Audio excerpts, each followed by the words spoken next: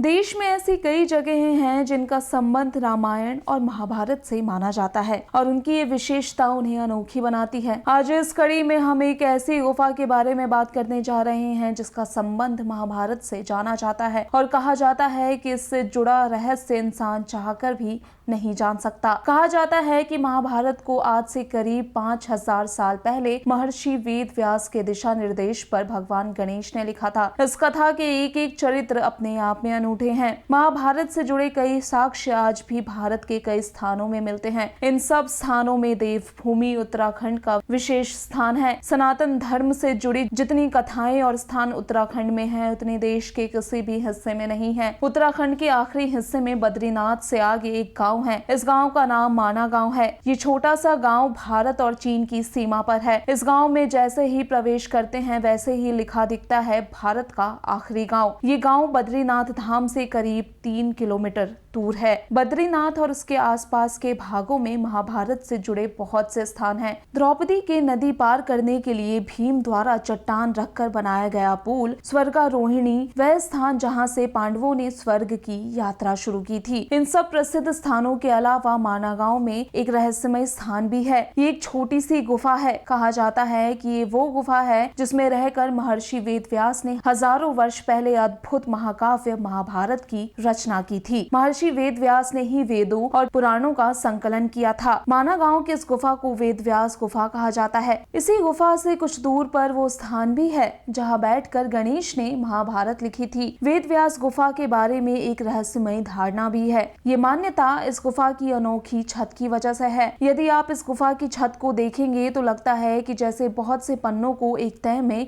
जमा कर रखा गया है। कहा जाता है कि ये महाभारत की कहानी का वो हिस्सा है जो कोई भी नहीं जानता।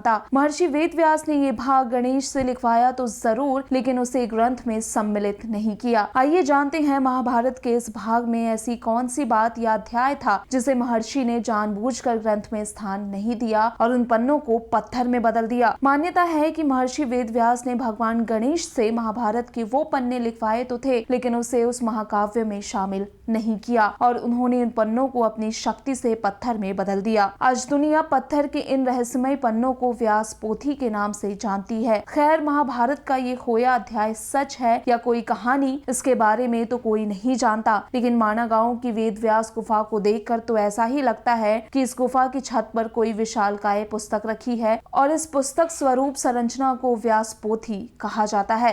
Bureau report, ABN news.